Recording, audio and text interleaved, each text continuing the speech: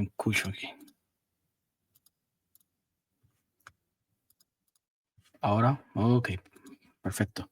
Bienvenidos a todos, Defensa Católica, los que vayan entrando, denle like. Hice este video aquí tardecito para dejarlo porque hemos estado, la semana pasada estuve tan ajorado que no pude seguir con este libro, Defend the Faith. Me gusta, como siempre les digo, porque trae muchas citas bíblicas, los padres de la iglesia, o sea que tradición, magisterio, todo eso. Vamos a hablar del sacerdocio. Vamos a ver que el sacerdote, aunque es pecador, es persona en Cristo, embajador de Cristo, dejado por Cristo para representarlo, perdonar los pecados, hacer el sacrificio para el perdón de los pecados. Perdónenme. Hermanos, le pido a los que vayan entrando que vayan dejando su like, regálenme su like, eso es lo único que pido, no super chat, nada de eso, un like, eso es lo que necesitamos, un like.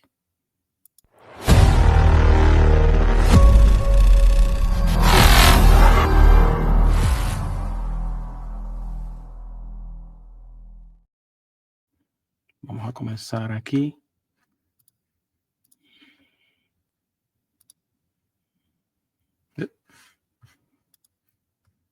Con el nombre del Padre, del Hijo y del Espíritu Santo.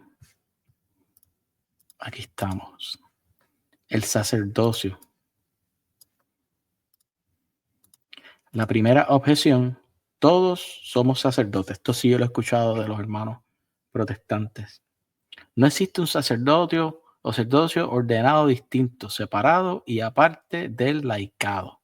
Eso yo lo he escuchado. Me lo dijo un protestante que yo compartía con él y se hizo pastor. Según la mayoría de los protestantes, la iglesia primitiva de la era preconstantiniana no se caracterizaba por ninguna distinción esencial entre laicos y clérigos. Eso es lo que dicen ellos.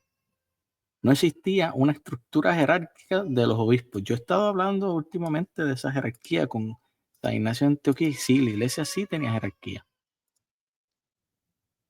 Sacerdote o diácono y mucho menos un papa que reclamara jurisdicción universal sobre toda la iglesia. Más bien, la iglesia era igualitaria y democrática. Y los miembros de las iglesias locales independientes conferían su autoridad espiritual a sus propios líderes elegidos. Eso es lo que dice ellos. Segundito. Vamos a... Un momentito.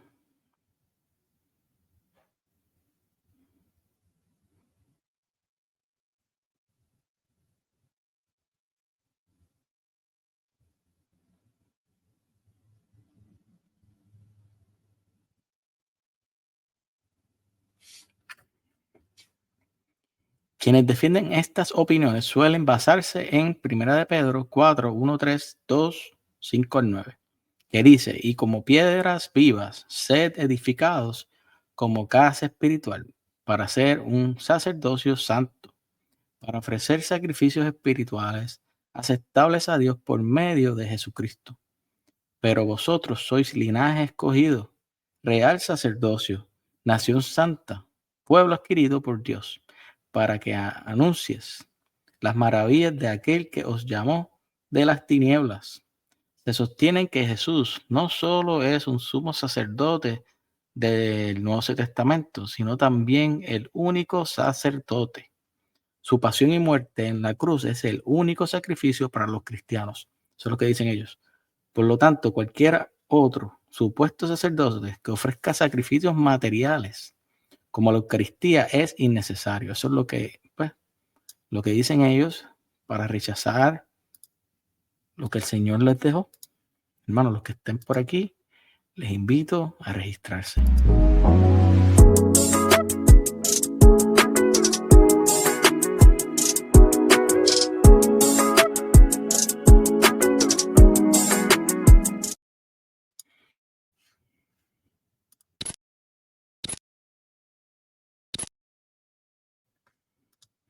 ¿Ok? Los únicos sacrificios admisibles para los cristianos son los sacrificios espirituales de oración y alabanza. Todos los cristianos, sin excepción, pueden ofrecer estos sacrificios. Por lo tanto, todos los cristianos son sacerdotes. Eso me lo han dicho un par de veces. El sacerdocio universal de todos los creyentes. La objeción anterior recuerda la historia de la rebelión de Coré y se juntaron contra Moisés y Aarón y les dijeron, se han excedido porque toda la congregación es santa, todos ellos, y el Señor está en medio de ellos. ¿Por qué pues se ensalzan sobre la asamblea del Señor? Números 16:3. Coré, Datán, Abiram y 250 seguidores intentaron entonces ofrecer incienso ante el Señor. Eso es bien importante. Yo puse un short que estaba hablando ayer con el hermano Elías, que San Ignacio de Antioquía decía que si nosotros hacemos algo a espaldas del obispo, o sea, que de la iglesia, nosotros creemos que estamos rindiendo culto al diablo y dice San Ignacio que estamos dando culto a demonios. O sea, que cuando nosotros, ejemplo, dejamos la iglesia, hacemos nuestra iglesia aparte, hacemos nuestro culto como nosotros queramos, nosotros estamos, porque no estamos en la única Eucaristía, estamos en otra cosa. Y dice el Señor, San Ignacio de Antioquía, que están dándole culto al diablo. Yo puse el short, creo que fue el último que puse. Y eso está en las cartas de San Ignacio de Antioquía. Y entonces aquí vamos a ver que están dando un culto diferente al que quiere el Señor. Y vamos a ver qué pasa. Ofrece inciensos ante el Señor, pero la tierra se abrió y salió fuego del tabernáculo para tragarlos y consumirlos. O sea que ofrecieron un culto diferente al que Dios pidió y Dios no lo aceptó y se murieron. Obvio, Dios no va a matar todos estos protestantes que hacen un diferente culto, pero están muertos espiritualmente porque están fuera del cuerpo de Cristo, no tienen el perdón de pecados, no tienen la Eucaristía.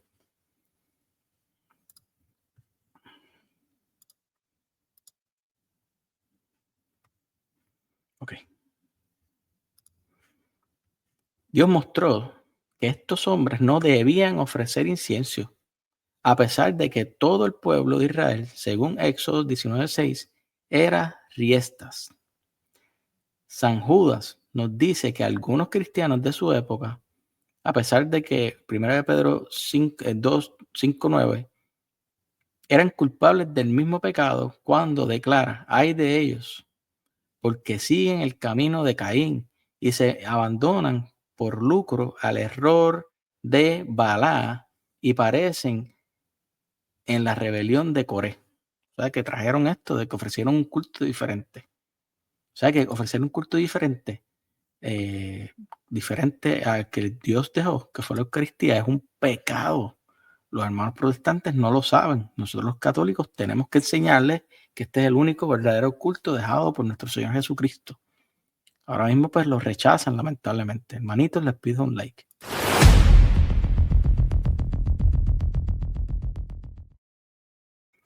En el Israel del Antiguo Testamento había 3 niveles de sacerdotes.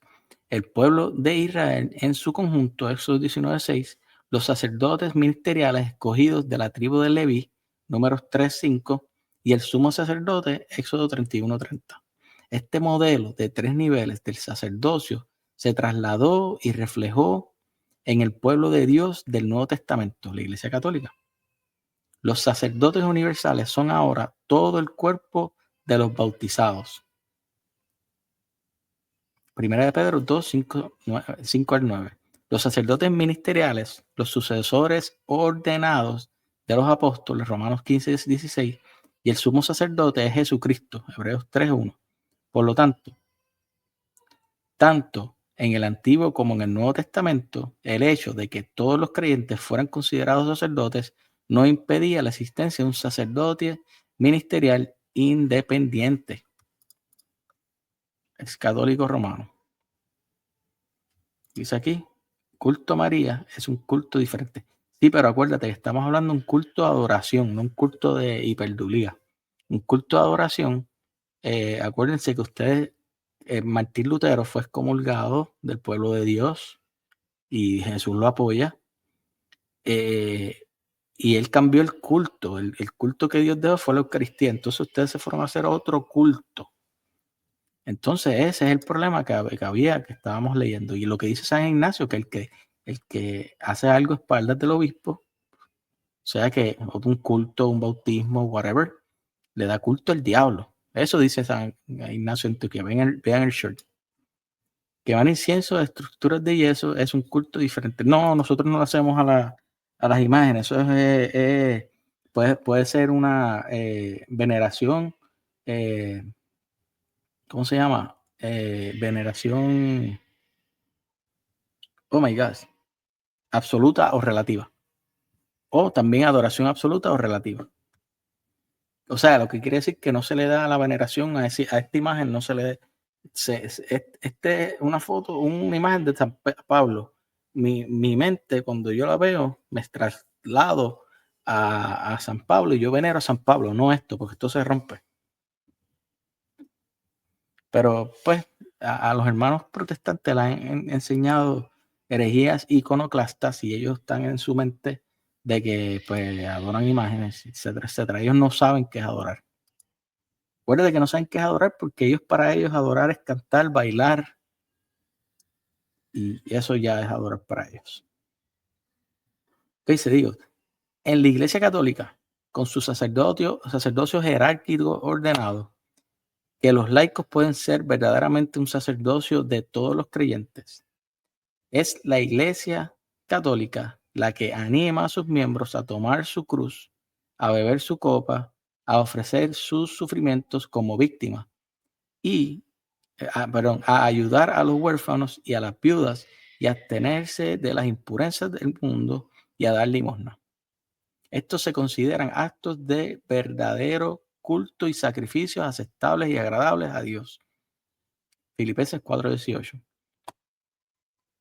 Un cristianismo que no exige cambios morales ni buenas obras para justificarse, insistiendo simplemente en la suficiencia de la fe fiducial, es más una negación del sacerdocio común que del sacerdocio ministerial.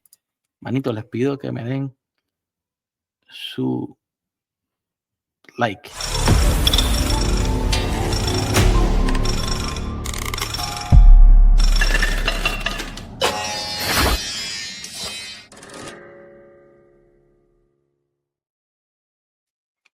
Según la doctrina católica, una persona se convierte en ministro o sacerdote mediante la imposición de manos realizada por un obispo bien ordenado de la Iglesia Católica. Acuérdense que los hermanos no tienen orden.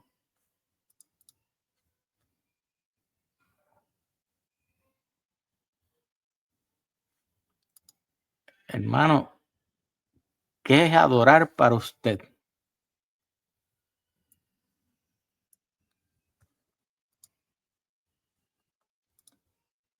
Ok, dice,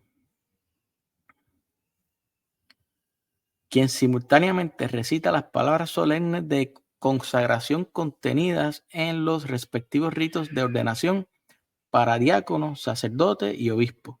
Quien es ordenado obispo recibe el poder de ofrecer el santo sacrificio de la misa, perdonar pecados, confirmar y ordenar. Recuérdense que el sacramento del sacerdocio, como un ejemplo, el bautismo es un sacramento que te da gracia, o sea que amistad con Dios. Nosotros tenemos amistad con Dios con el bautismo. Si pecamos, nos confesamos y tenemos gracia. La confirmación nos sella con el Espíritu Santo y nos da gracia con Cristo. El matrimonio también nos da gracia, que quizás no lo vemos, pero la amistad con Dios está ahí. Pues es lo mismo. Los sacerdotes también tienen una gracia diferente con el sacramento del sacerdocio. Y si nos vamos un poco más a los padres de la iglesia, que vamos a leerlos ahorita, cuando esas personas reciben ese sacerdocio, reciben la verdad. Es una gracia que le da el Señor para predicar la verdad y saber la verdad. Y saber todos los misterios. El episcopado no es un sacramento distinto del sacerdocio, sino su plena expresión. Un obispo también tiene autoridad para enseñar y garantizar la continuidad de la fe católica en sus diócesis, así como para decir sobre cuestiones de fe y moral. Este pasaje es bien importante: tener cuidado de vosotros mismos y de todo el rebaño cuyo seno el Espíritu Santo os ha puesto como guardianes. En la Reina Valera dice obispos. Los obispos del mundo, junto con el Papa, forman la jerarquía con jurisdicción para enseñar y gobernar a todos los cristianos, incluyendo a los protestantes y a los católicos que se hicieron ateos o escépticos. Estas personas tienen la jurisdicción, la jerarquía para enseñar y gobernar. Lo que pasa es que, pues, lamentablemente los protestantes no quieren saber de las enseñanzas de la iglesia, ni tampoco los escépticos ni los ateos, porque son desobedientes. El Papa es el sucesor de San Pedro, los obispos de los demás apóstoles. En cuanto al poder espiritual, el sacerdocio incorpora el diaconado. El episcopado incorpora el sacerdocio y el diaconado. De hecho, la ordenación episcopal es la norma del orden establecida por Jesús, mientras que el sacerdocio y el diaconado son grados menores del mismo sacramento de la iglesia. Los 3 grados fueron poseídos por los apóstoles. Tengo videos de eso, de los primeros cristianos que hablan del obispado, sacerdocio y el diaconado. Y posteriormente, de conformidad con la dirección de Jesús, fueron transmitidos por ellos total o parcialmente a otros según la exigía según lo que exigía las necesidades de los creyentes de la creciente iglesia. Así vemos en las escrituras que los apóstoles, mediante un rito visible que incluía oración y también ayuno e imposición de manos, ordenaban a asistentes y sucesores separados del resto de los laicos. Eva, gracias por defender la doctrina de una y la única iglesia de Jesucristo, para no andar en ese mundo de división del protestantismo. No viene de Dios, sí. Toda división no viene de Dios. El plan de Dios es que todos seamos uno. El que nos divide es el diablo. Tienes razón la hermana y gracias. Ore por mí, acuérdese. Hermanitos, le pido que le den un like.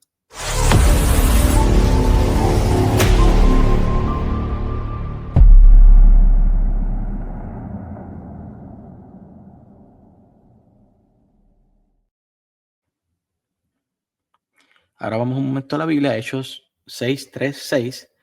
Escojan entre ustedes a 7 hombres de buena reputación, llenos del Espíritu Santo y de sabiduría, a quienes encarguemos este cargo.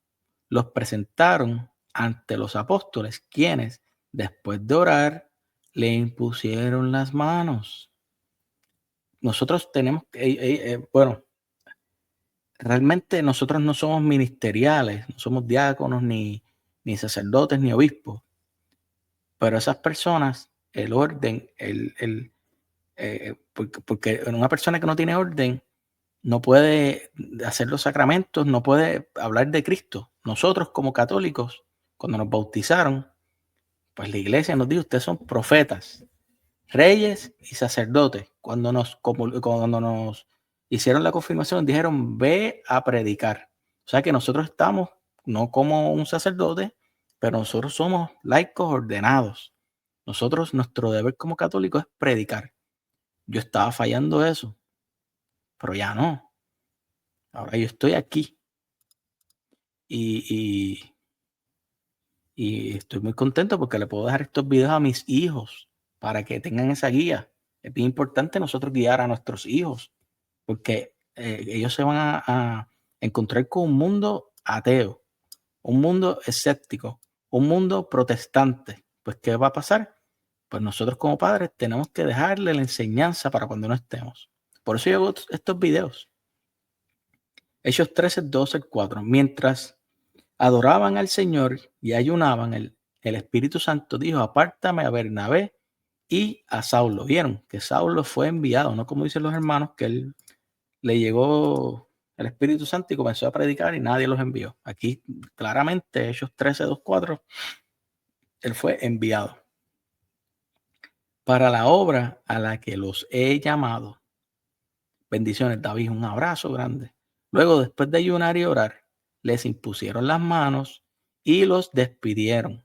Así que, enviados por el Espíritu Santo, descendieron a Seleucia y de allí navegaron hacia Chipre. Seguimos por aquí, Hechos 14, y después de haberles constituido ancianos es presbíteros o sacerdotes, en cada iglesia, con oración y ayuno, los encomendaron al Señor en que habían creído. Segunda de Timoteo 1:6. Vamos a ver aquí en este pasaje si Pablo dejó a Timoteo dicho de que repartiera Biblias o le dijo ordena sacerdotes. Vamos a ver. Te recuerdo que avives el don de Dios que está en ti por la imposición de mis manos. No, espérate, esta no es la cita. Pero hay una cita que es en Tito, perdónenme. Mira, es la siguiente, que le dice que es la siguiente. Sí, que ordenara ancianos o presbíteros. O sea que no le dice reparte Biblias y ya, no le dice ordena presbíteros o ancianos. Tito 1:5, por esta razón te dejé en Creta para que corrigieras los que estaban defectuosos y establecieras ancianos o presbíteros en cada ciudad como te indiqué. Ese era lo que envió a hacer Pablo. Acuérdense que ancianos es presbíteros son los sacerdotes. El sacerdocio católico es idéntico a este oficio de ancianos. De hecho, la palabra sacerdote es simplemente una traducción abreviada al español de la transliteración latina presbíteros, de la palabra griega para ancianos, presbúteros. Ahí está, se los dije antes. Manitos, acuérdense darme un like. No me envíen super chat, no me envíen nada de eso. Denme un like.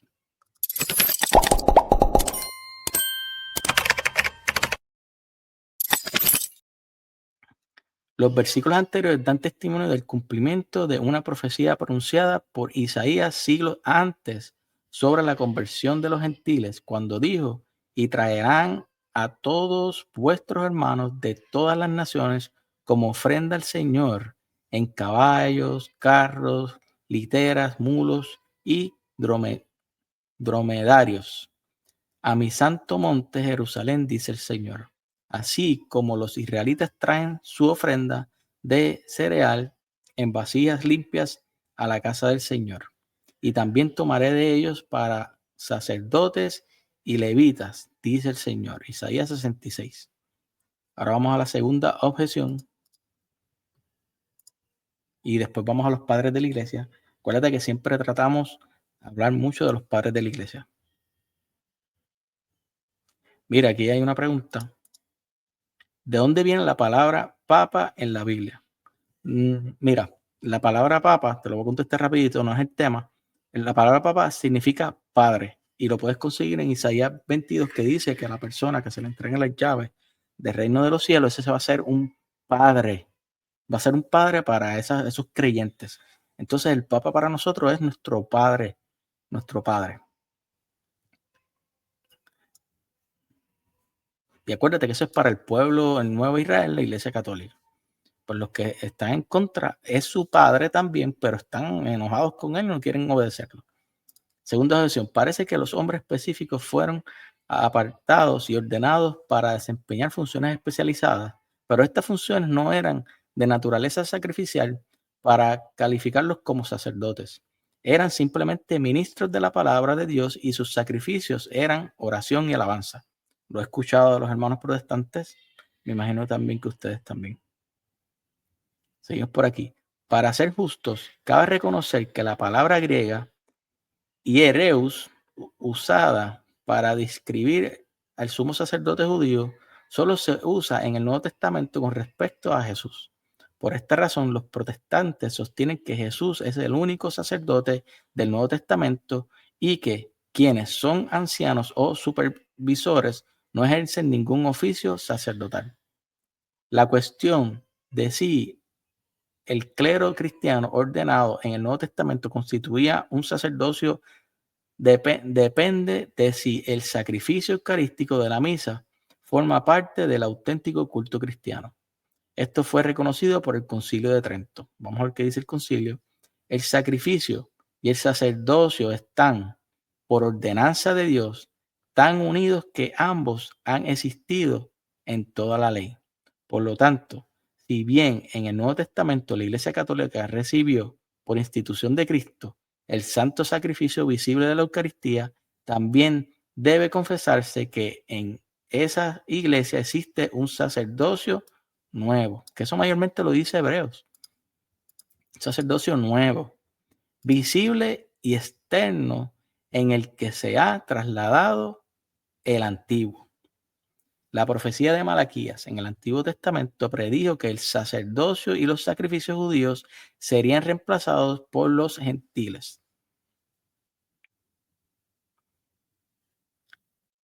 No me complazco en vosotros, dice el Señor de los ejércitos, ni aceptaré ofrendas de vuestra mano, porque desde la salida del sol hasta su ocaso, mi nombre es grande entre las naciones, y en todo lugar se ofrece a mi nombre incienso y ofrenda pura, porque mi nombre es grande entre las naciones, dice el Señor de los ejércitos.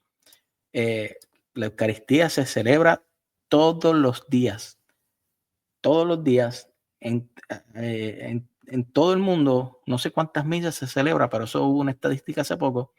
Todos los días se celebra ese culto de adoración para el perdón de los pecados. La única iglesia, un ejemplo, usted es pentecostal, usted no va a encontrar un culto todos los días. David, gracias por el super chat. Ay, ay, ay. Ay, ay, ay. Gracias, David. ¿Los modernistas son parte de ese sacerdocio? Sí. Acuérdate, trigo y cizaña. El Señor dijo, no la saquen, que ahí se llevan los buenos también. Sí. Y acuérdate que todos los apóstoles eran pecadores. Acuérdate, Judas vendió a Jesús, Pedro lo negó. Juan y Santiago querían los primeros lugares, que hay muchos sacerdotes que quieren los primeros lugares. ¿Quién más? Tomás no creía en Jesús. Por algo está escrito eso de los apóstoles. Sí, por aquí.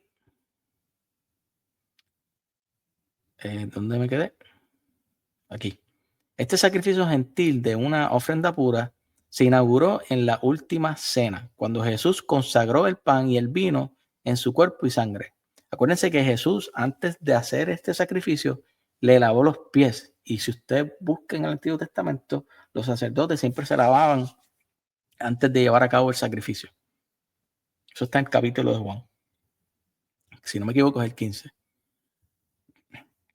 Y luego dijo a sus apóstoles, hagan esto en memoria mía. Lucas 22, 19. El lenguaje de cuerpo y sangre es el lenguaje del sacrificio y presupone una matanza que los ha separado. En otras palabras, Jesús se refiere a sí mismo como sacrificio. La representación separada del pan y del vino refuerza esto. El ex protestante converso James Akin añade este punto. Tengo muchos libros de él muy buenos. Esto es cierto independientemente de si Cristo está literalmente presente en el sacerdote o si solo lo está simbólicamente. Incluso si solo lo está, la Eucaristía simboliza un sacrificio. Es un sacrificio simbólico, dado que los ancianos tienen el deber de realizar los sacramentos. También tienen el deber de realizar este sacrificio, lo que indica una vez más el carácter sacerdotal de su oficio. Además, con las palabras, haced esto en memoria mía, Jesús mandó a sus apóstoles que realizaran continuamente una acción litúrgica que recordara como memorial ante el Padre el sacrificio único del Hijo y lo hicieran presente en este memorial. Es bien difícil para un protestante entender lo que sucede ahí. Primero, porque ellos no abren su corazón, y segundo, porque falta una fe, falta fe. Y entonces no entienden que ese sacramento, perdón, ese sacrificio se actualiza. para el perdón de los pecados. Hagan esto para el perdón de los pecados. En este sentido, ellos y sus sucesores debían actuar como sacerdotes, administradores de los misterios de Dios. Primera de Corintios 4:1. Y lo hicieron como se registra a continuación. Manitos, los que estén aquí, un like para que las otras personas esto le llegue, porque esto es el algoritmo. El algoritmo trabaja así.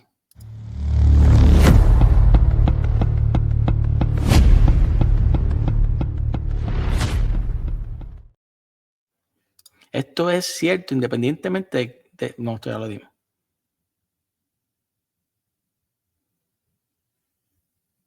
Ok. Hechos 2:42. Y perseveraban en las enseñanzas de los apóstoles, en la comunión, en la fracción del pan y en las oraciones. Hechos 2:42. Hechos 2:46. Y cada día frecuentando el templo y partiendo cada día. ¿Qué lo hace la Iglesia Católica? Todos los días parte el pan.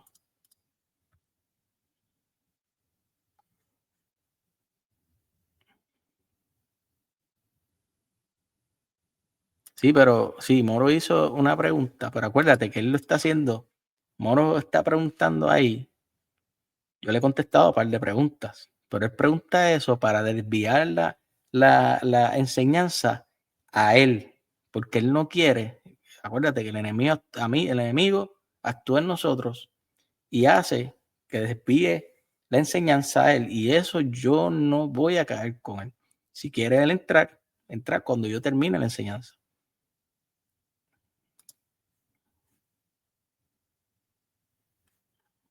¿Ves? Pues me voy con él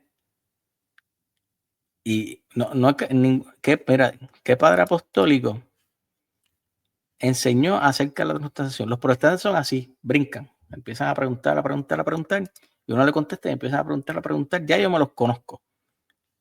Mira, Jesús enseñó la transubstanciación y también Cirilo, que eso yo se lo mostré a David en un video que hicimos, y muchos de los padres de la iglesia. Si quieres puedes buscar el video, no voy a caer en ese jueguito. Lucila Cruz, un abrazo. Es una bendición tener un doctor que evangeliza a la Iglesia Católica y que Dios utiliza sus manos para curar también, pues practica la medicina científica y utiliza la fe que tiene para pedirle. Bendito, gracias, gracias. Y mira, les tengo que decir algo. Yo también, cuando veo un paciente que está medio moribundo, yo le pregunto, mira, te llamo un sacerdote. ¿Ustedes saben qué me pasó la otra vez? Le dije a una hermanita, era de México, que estaba bien malita. Yo le dije, mira, yo creo que tú debes de confesarte y estar preparada por si pasa algo. Llama al sacerdote, que yo tengo los contactos ahí. Mira, sacerdote, venga aquí al nursing home y usted no me va a creer algo. Al otro día le di un paro cardíaco después de confesarse. Saludos a Denny en Instagram, grande, Dios le bendiga. La señora se murió y obvio la resucitaron y está bien, pero se murió. Si yo no le llegaba a llamar al sacerdote para confesar, imagínense si se hubiese muerto de verdad, es un problema. Y el Espíritu Santo a mí me inspiró para decirle, mira, es tiempo ya que llames a un sacerdote por si acaso y te confieses y recibas a Cristo. Y lo hizo. Y al otro día le di un paro, pero está bien ahora, está bien ahora. Pero miren cómo es. Luego de confesarse le di un paro. Ok, sigamos por aquí. Ok, y cada día, me gusta esto de cada día.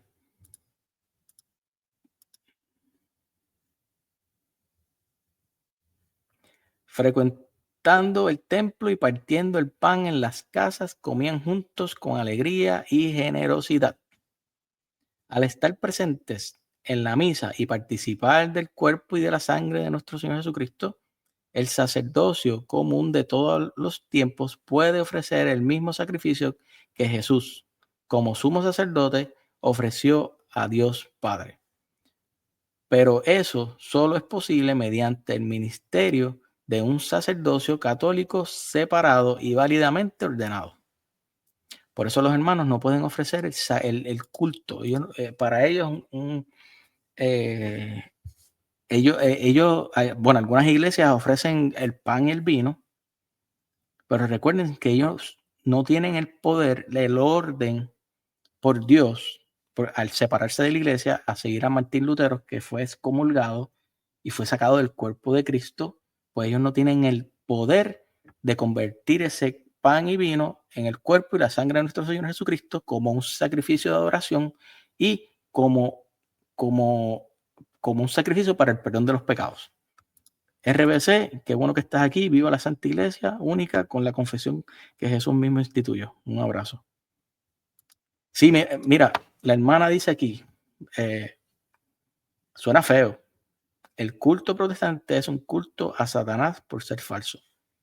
Y yo le tengo que decir que RBC tiene toda la razón. ¿Por qué? Como dice, y yo lo expliqué ayer, San Ignacio de Antioquía dice, el que hace algo a espaldas del obispo le rinde culto al diablo. La hermana no se equivoca. La tradición apostólica está clara. Acuérdense, este es el culto de adoración para perdón de nuestros pecados y de toda la humanidad. Que el Señor murió por eso. Jesús murió por dejar este culto. ¿Y qué nosotros hacemos? Dejamos de amar a Dios. No estoy hablando de, hermanos protestantes que nacieron protestantes. Estoy hablando de personas que eran católicas y se hicieron protestantes. Dejaron de amar a Dios y se fueron a una iglesia protestante, dejaron el culto, el único culto de adoración, que San Ignacio decía es el único altar, un altar, una Eucaristía. Dejaron eso para rendir un culto a quizás un pan y vino y a cantar y a bailar. Por eso la hermana dice, un culto protestante, un culto de Satanás. Claro, porque está llevando a la contraria el único culto y sacando a la gente. Ok, el siguiente versículo de San Pablo también es significativo. Sin embargo, sobre algunos puntos les he escrito con mucha valentía, como recordatorio, por la gracia de Dios, me ha dado de ser ministro. Esta palabra, leitorgón, de Cristo Jesús a los gentiles en el servicio sacerdotal, iroguanta, no sé ese lenguaje, del Evangelio de Dios, para que la ofrenda de los gentiles sea agradable, santificada por el Espíritu Santo. Romanos 15, 16. Leiturogos es el término griego del que deriva la palabra moderna liturgia. ¿Oyeron? Entendida como culto o servicio religioso público. Los protestantes afirman que leiturogos aquí solo se refiere al servicio público de prédica la palabra de Dios. Sí, porque para ellos eso es adorar. Y ese es eso no es liturgia, pero eso es lo que ellos hacen. Sin embargo, tal argumento se topa con dificultades a la luz de Hebreos 8, 1 al 2, que usa la misma palabra para describir el sacerdocio mismo de Jesús. Ahora bien, el punto central de lo que decimos es este. Tenemos tal sumo sacerdote, uno que está sentado a la diestra del trono de la majestad en el cielo, ministro, leitorogos, en el santuario y en el verdadero tabernáculo, el cual no es erigido por el hombre, sino por el Señor. Además, el término hierogunta o hierus, que significa sacerdote. Saludos a Alex, un abrazo. Utilizado para describir la obra evangélica de San Pablo, implica una labor que va más allá de la simple predicación, pues el oficio del sacerdote, el oficio de sacerdote. Es que, hermanos, ahora el mundo ha relativizado la verdad. Ahora los sacerdotes no importan, la liturgia no importa, pero cuando Jesús vino, Él dejó eso para el perdón de los pecados. ¿Qué pasará más adelante? Seguirá el relativismo. tal como lo entendían los judíos, siempre implicaba la realización de sacrificios materiales. Sin embargo, el sacrificio de la misa muestra solo una faceta del sacerdocio. La otra es el poder de perdonar los pecados. Este es lo importante. Esa es la liturgia. Exactamente, RBC. Martín Lutero, ayer yo hice un video, fue excomulgado de la Iglesia Católica, fue sacado del cuerpo de Cristo. Y nuestros hermanos amados siguen a una persona excomulgada fuera del cuerpo de Cristo. O sea que una sucesión pastoral de pastores comenzó con un excomulgado. Eso lo hablamos ayer. Déjame ver, David, no la vi. Dice aquí, hablando del sacerdocio de Lutero, él nunca perdió la ordenación sacerdotal, entonces siempre fue un sacerdote ordenado. Mira, un sacerdote es sacerdote aunque sea excomulgado, pero ya no puede ejercer. Eso lo podemos después buscar en derecho canónico. Acuérdate que se le quitó el orden. Acuérdate que un obispo, cuando ordena un sacerdote, él hace unos votos de obediencia, de pobreza, el otro son castidad. Entonces, y se le da el orden de perdonar pecados, se le da el orden de hacer el sacrificio de la misa, pero recuerda que fue excomulgado, fue sacado del cuerpo de Cristo por cisma, herejía, whatever.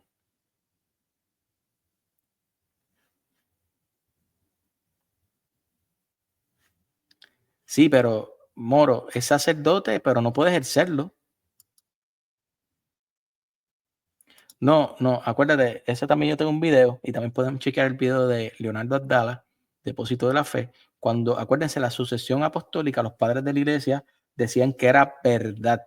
Entonces, cuando, un ejemplo, yo soy católico y yo estoy en un cisma, o sea que estoy en contra del Papa, de los obispos, contra de la iglesia, o soy un hereje que no creo en la Eucaristía, que es un símbolo, whatever, pues yo no estoy en la verdad. Entonces la sucesión apostólica, que es verdad, no va a seguir una persona que está en una herejía. Ejemplo, los hermanos luteranos a veces dicen que tienen sucesión apostólica igual los anglicanos, pero acuérdense que estas personas fueron sacadas del cuerpo de Cristo, fueron excomulgadas. Martín Lutero no tiene sucesión apostólica, ya él quedó ahí, él está fuera, al igual los anglicanos. Ellos pueden decir que tienen sucesión apostólica, pero ya tú estar en la mentira, ya ahí no hay sucesión apostólica.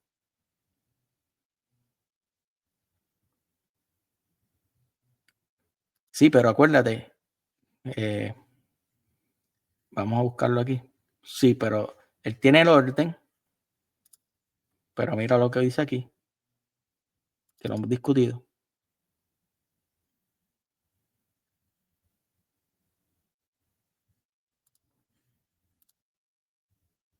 Vamos a pedirle un like.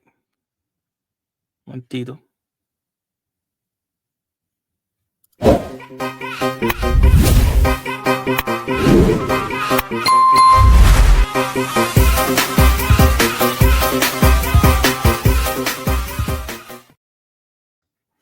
Ok, él dice el hermano que él siempre, que dice aquí, la ordenación viene de Dios según la iglesia. Pero dice aquí, mira lo que dice aquí. Si tu hermano llega a pecar, sea cisma, herejía, whatever, vete y repréndele. A solas tú con él. Si te escuchas, habrás ganado un hermano. Si no te escucha, toma todavía contigo uno o dos, para que todo asunto quede zanjado por la palabra de dos o tres testigos. Si les desoye a ellos, díselo a la comunidad, o sea que a la iglesia. Y si hasta a la comunidad desoye, sea para ti como el gentil y el publicano. O sea que Martín Lutero fue excomulgado, sacado del pueblo. Ya no es católico. Entonces, nuestros hermanos comenzaron a seguir a un excomulgado que ya no tiene el orden, ya no es sacerdote, pero no tiene el orden de hacer misa ni nada porque está en herejía en cisma. Como decía San Agustín, que ni los cismáticos ni los herejes son parte de la iglesia. Entonces, Martín Lutero era un cismático, no era parte de la iglesia. No, no, porque ahí te mostré en Mateo 18, dice que la iglesia puede tomar esa decisión. Lo dice Jesús, lo dijo Jesús. ¿Cuál es herejía? Muchas herejías, hermano. Ok, sigamos por aquí. Que Jesús otorgó solemnemente a los apóstoles el poder y la autoridad para remitir o retener los pecados es evidente en Juan 20, 21 al 23. Como el Padre me envió, así también yo os envío. Recibid el Espíritu Santo. A quienes perdonéis los pecados, le quedan perdonados. A quien se los retengáis, les quedarán retenidos. Aquí tenemos a Dani de Instagram, la Inquisición Protestante. Martín Lutero persiguió a católicos y el punto de inflexión más importante fue la guerra de los campesinos alemanes. Los campesinos inspirados en parte.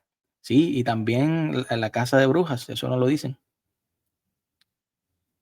Dice el hermano Franco que quiere subir. ¿Usted es católico? ¿Usted es protestante?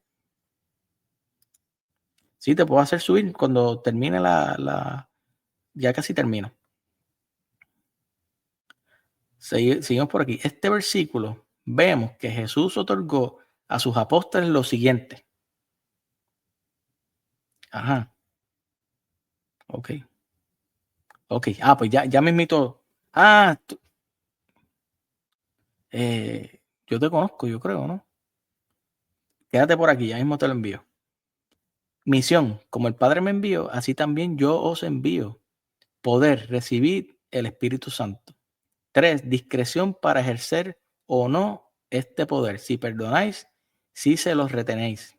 Este versículo no puede justificarse afirmando que los apóstoles simplemente estaban autorizados a salir a predicar el perdón según el siguiente mandato: que se predicase en su nombre la conversión y el perdón de los pecados a todas las naciones. Lucas 24:47. Si así fuera, el versículo 23 no serviría de nada. Sí, porque a veces los hermanos protestantes dicen, no, en ese versículo es que prediquen el evangelio, el perdón de pecados. No, es una orden de perdonar pecados. Bueno, si es católico, los únicos católicos son los católicos apostólicos, porque los protestantes no son católicos. Alex, tú eres católico en comunión con el Papa, ¿no? Ok, al afirmar que sus sacerdotes tienen el poder de perdonar pecados, se critica y acusa a la Iglesia Católica de ejercer una función que solo le corresponde a Dios. Sí, eso es lo que dicen los hermanos, pero esta orden la dio Dios a su iglesia. Es la misma acusación que Jesús, el sumo sacerdote, tuvo que soportar. Este hombre blasfema, Mateo 9:3. Al perdonar los pecados, los sacerdotes y obispos actúan como ministros e instrumentos de Jesús. El hecho de que ellos mismos sean pecadores no inhibe el ejercicio ni la eficacia de este poder. ¿Escucharon eso? Que ustedes mayormente dicen, no, pero confesarme con un hombre pecador. Además, vemos un sacerdocio ministerial que también opera en la administración de otros sacramentos. En Hechos 8:17 leemos que San Pedro y San Juan fueron a los samaritanos y les impusieron las manos y recibieron el Espíritu Santo. Desde tiempo inmemorial, el ministro ordinario de la confirmación ha sido únicamente un obispo, o al menos un ordenado al sacerdocio, como en los ritos orientales, quien coloca su mano sobre el candidato y unge de la frente con óleo santo mezclado con bálsamo, mientras dice, sé sellado con el don del Espíritu Santo. Finalmente, Santiago aconseja a sus lectores que acudan a los ancianos, presbíteros o sacerdotes que hablamos ahorita. ¿Para qué? De la iglesia en momentos de enfermedad grave. Yo tengo en mi cartera, perdón, una tarjetita que dice: "Soy católico, si me pasa algo, llamo a un sacerdote". Sí, porque eso es lo más importante, no llamas a mi familia, llama al sacerdote. ¿Está alguno enfermo entre vosotros? Que llame a los ancianos de la iglesia y que oren por él, ungiéndolo con aceite en el nombre del Señor. Y la oración de fe salvará al enfermo, y el Señor lo levantará, y si ha cometido pecados, les serán perdonados. Santiago 5. Sí, exactamente, José.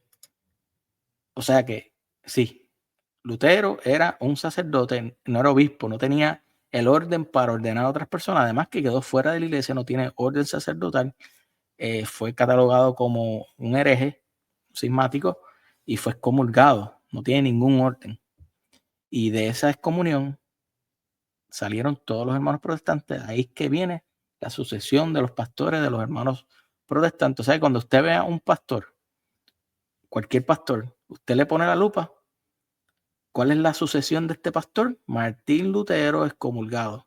¿Está bien? Acuérdense de eso. Ahora vamos a los padres. Ok, leemos, falta uno aquí. Lejos de ser una usurpación del poder divino y del papel de los laicos, el sacerdocio ministerial constituye una parte fundamental de toda la estructura del cristianismo, cuya eliminación provocaría el derrumbe de todo el edificio. Si nos quedamos sin sacerdote, nos quedamos sin Eucaristía.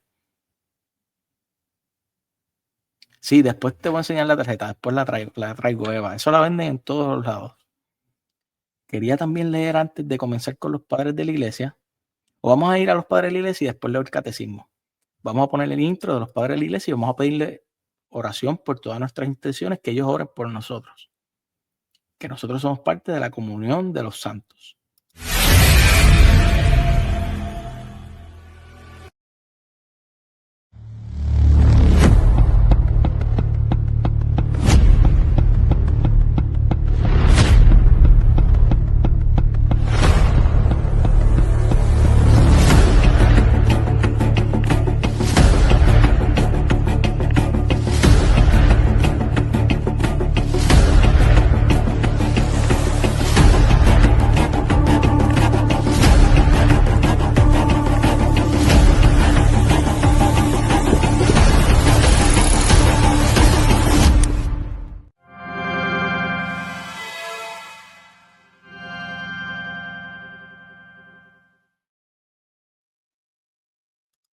Dice aquí el hermano David es solo católico, nada más católico. Ustedes son protestantes, no son católicos, están divididos. Sí, exactamente. Mira, Martín Lutero era católico hasta que fue excomulgado. O sea que si tú estás fuera del cuerpo de Cristo, tú no eres católico. Para ser católico no nada más significa que es universal. Es que lleven todas las enseñanzas que el Señor envió, que estén a través de los siglos, siglo I, siglo II, siglo III, hasta el siglo XXI. Martín Lutero hizo lo de Satanás, que siendo uno de los ángeles más bellos de Dios, desobedeció y no le quiso servir y se llevó a muchos ángeles y los hizo caer en pecado de la desobediencia. Y eso es lo que sucede. Viva los santos padres apostólicos, todos católicos. Qué maravillas. Ah, exactamente, bendito sea. Sí, hermanito, Franco, te lo envío, déjame enviártelo, pero todavía no entres, yo te aviso. Me faltan los padres.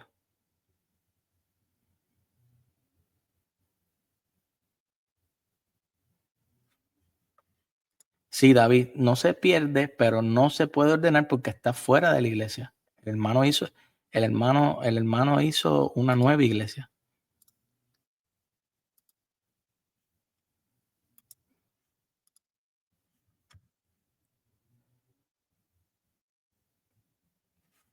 Ok, te lo paso ya mismito.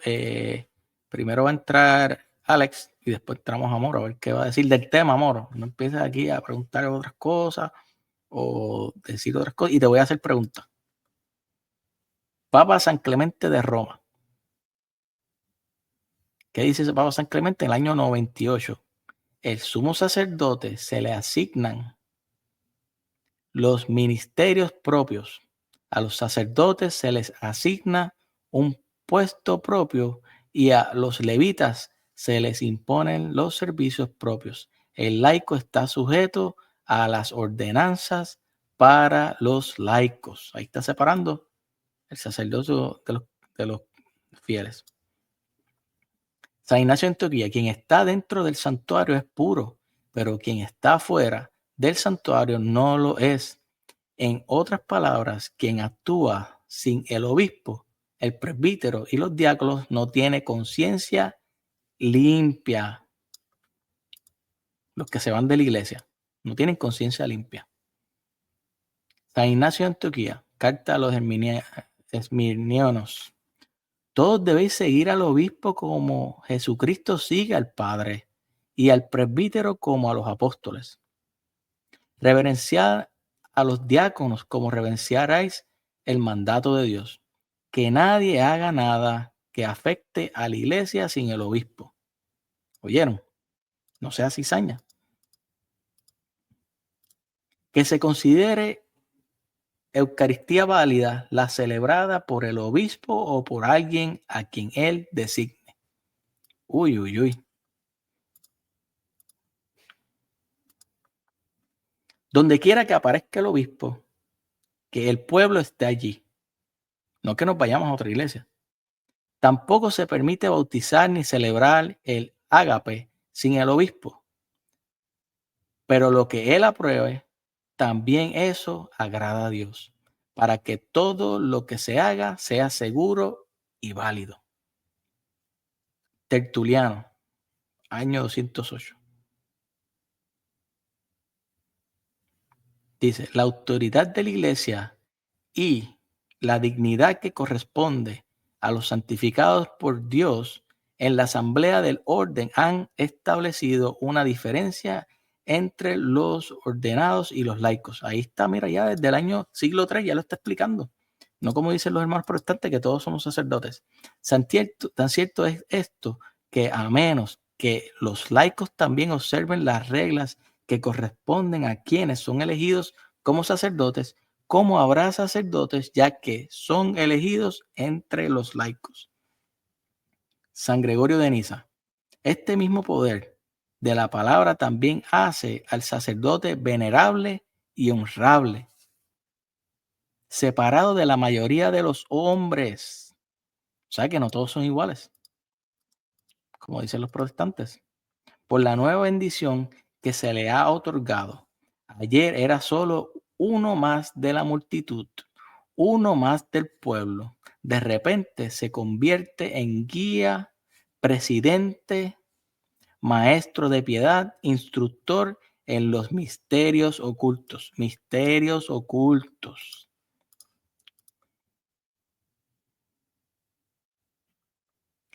Ahora vamos al Catecismo Romano. Parte 2, capítulo 7. Respecto al sacerdocio interno, se dice que todos los fieles son sacerdotes una vez lavados en las aguas salvadoras del bautismo. Este nombre se da especialmente a los justos que poseen el Espíritu de Dios y que, con la ayuda de la gracia divina, han sido hechos miembros vivos del gran sumo sacerdote, Jesucristo. Pues iluminados, o sea que bautizados, por la fe, inflamada por la caridad, ofrecen sacrificios espirituales a Dios en el altar de sus corazones. Entre esos sacrificios deben contarse toda acción buena y virtuosa realizada para la gloria de Dios. El sacerdocio externo, por el contrario, no pertenece a los fieles en general, sino solo a ciertos hombres que han sido ordenados y consagrados a Dios por la legítima imposición de manos y por las solemnes ceremonias de la Santa Iglesia, y que por lo tanto se dedican a un ministerio sagrado particular.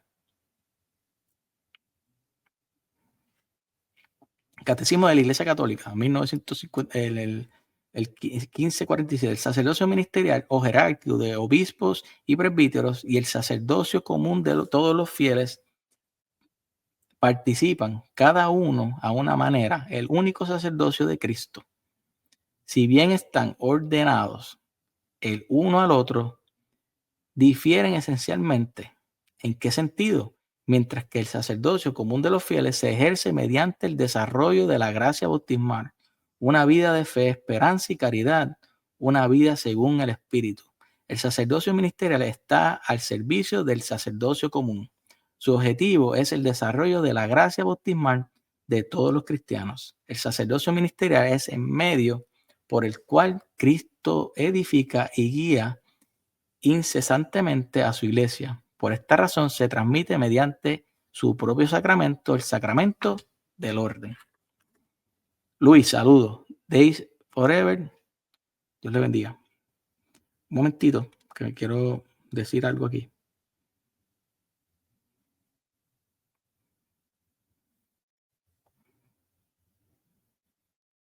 Tenemos que leer del la persona en Cristo de los sacerdotes. Quizás para un protestante un sacerdote es un gay, pecador, no sirve para nada, pero él es el representante de Cristo.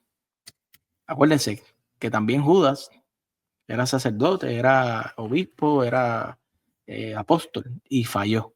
O sea que ellos pueden equivocarse. Hermano David, cuando el hermano... Entonces, si tú dices eso, te hago una pregunta. Si el sacerdocio no se pierde, te tengo una pregunta. Ariano, ¿siguió siendo sacerdote ministerial después de ser excomulgado? Judas era apóstol. Dime, David, Ario, ¿siguió siendo sacerdote cuando fue excomulgado? O Nestorio. Sí, bueno, sigue siendo, vamos a aclararlo. Siguen siendo sacerdotes, pero no ministeriales. No pueden seguir su oficio.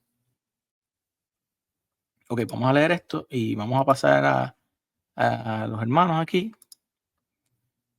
1548. En el servicio eclesial del ministro ordenado en Cristo mismo, quien está presente en su iglesia como cabeza de su cuerpo, pastor de su rebaño, sumo sacerdote del sacrificio redentor, la Eucaristía, maestro de la verdad. Es lo que la iglesia expresa al decir que el sacerdote, en virtud del sacramento del orden, actúa in persona Christi Capitis.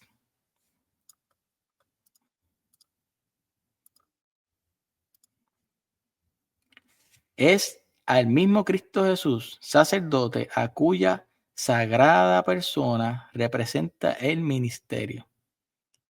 Ciertamente, gracias a la consagración sacerdotal recibida, se asimila al sumo sacerdote y goza de la facultad de actuar por el poder de Cristo mismo. ¿A quién representa?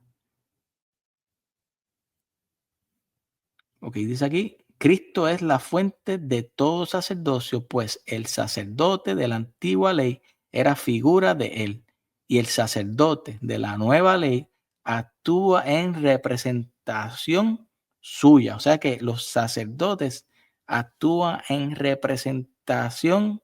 Luciana, un abrazo, Dios te bendiga, de Cristo. ¿Escucharon eso? Y si quieren pueden buscar Segunda de Corintios capítulo 5 del 17 en adelante, creo, que dice que el Señor tiene embajadores. Su cuerpo, su iglesia tiene embajadores. Por el ministerio ordenado, especialmente por el de los obispos y los presbíteros, la presencia de Cristo como cabeza de la iglesia se hace visible en medio de la comunidad de los creyentes. O sea que, mira, cuando ustedes ven al sacerdote consagrando o perdonando pecados, ustedes no lo pueden ver, pero ahí hay un representante de Cristo. Según la bella expresión de San Ignacio de Antioquía, dice, el obispo es imagen viva de Dios Padre. Esta presencia de Cristo en el ministerio no debe ser entendida como si éste estuviese exento de todas las flaquezas humanas, del afán del poder, del error, es decir, del pecado. No todos los actos del ministro son garantizados de la misma manera por la fuerza del Espíritu Santo. ¿Escucharon eso? Mientras que en los sacramentos, esta garantía es dada de modo que ni siquiera el pecado del ministro puede impedir el fruto de la gracia. Eso lo dicen mucho hasta los ateos, porque a veces los protestantes hablan como ateos. Dicen, no, pero si el ministro es pecador, ¿cómo va a consagrar el pan? Hermano Guerra, yo leo porque yo soy un transmisor. Yo no estoy inventando ni nada aquí. Yo leo. Padres de la iglesia, la tradición. Existen muchos otros actos en que la condición humana del ministro deja huellas que no son siempre el signo de la fidelidad al evangelio y que pueden dañar por consiguiente a la fecundidad apostólica de la iglesia. Ejemplo, los sacerdotes pedófilos. Eso daña la fe y daña la imagen de la iglesia. A eso se refiere. Yo creo que ya terminamos. Vamos a ver, a pasar aquí a la gente. A ver. Moro, una pregunta y sigo al otro. Vamos a ver. Hermano Moro, si pasa, ya el hermano Moro nos dijo la otra vez que la sola escritura no estaba en la Biblia. O sea que ya eso lo tenemos presente y tampoco pudo mostrar su iglesia calvinista con capítulos y versículos. O sea que vamos a ver qué dice.